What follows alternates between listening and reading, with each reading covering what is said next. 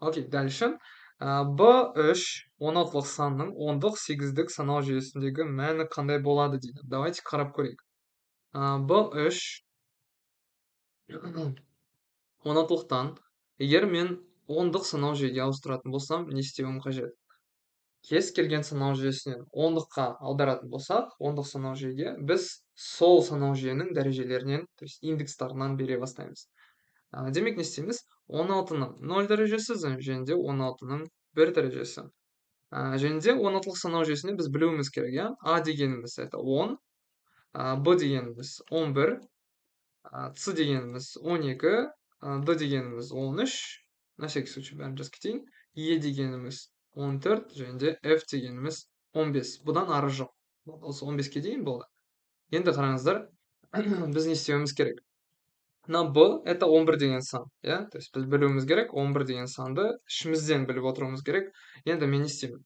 Мына санды 10-0 дәрежесін аламын, оны көбейтемін үстіндегі сан, 3-ке. Көбейтемін 3-ке, плюс, и тура солай 16-ның 1-ін көбейтемін 11-ге.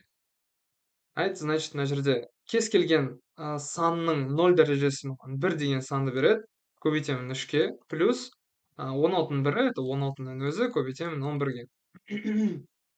Мынау сонда 3 болады, мынау 176 болады. То есть 179 деген 10-дық санау жүйедегі мәнді алдым. 10-дық.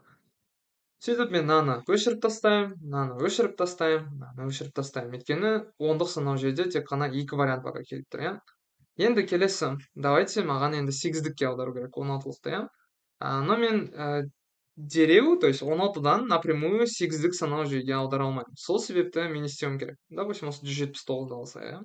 179 деген санды 10-дықтан маған 8-дікке аудару керек. Не істеуім қажет? Мен тоқтамай бөлуім керек. То есть пока саным бітіп қалмағанша. 179 дегенді мен аламын да 8-ге бөлемін. Алып бөліп көрейік, иә? 179 бөлінген 8. Мен бүтін саны 22-ден бере аламын. Қайтадан 22-ні 8-ге көбейтсек, бағанмен, иә? То есть бізде 176 деген сан шығады. Вот. Сөйтіп екеуін азайтамын. 179 минус 176, қалдығы 3 болады. Дальше 22-ні 8-ге бөлемін. 2-ден ғана бере аламын. 2-ні көбейтемін 8, это 16. 22 минус 16, қалдығы болады бізде 6. Сөйтіп қараңыздар, соңынан аламыз. Мына 2 деген сан дальше 8-ге бөлінбейді. Значит, осымен тоқтай саламын.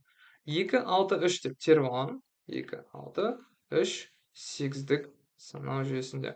Сөйтіп мен қайсын табаламын? Это С вариант екені түсінікті, да? То есть 179 бен 263. Вот, окей.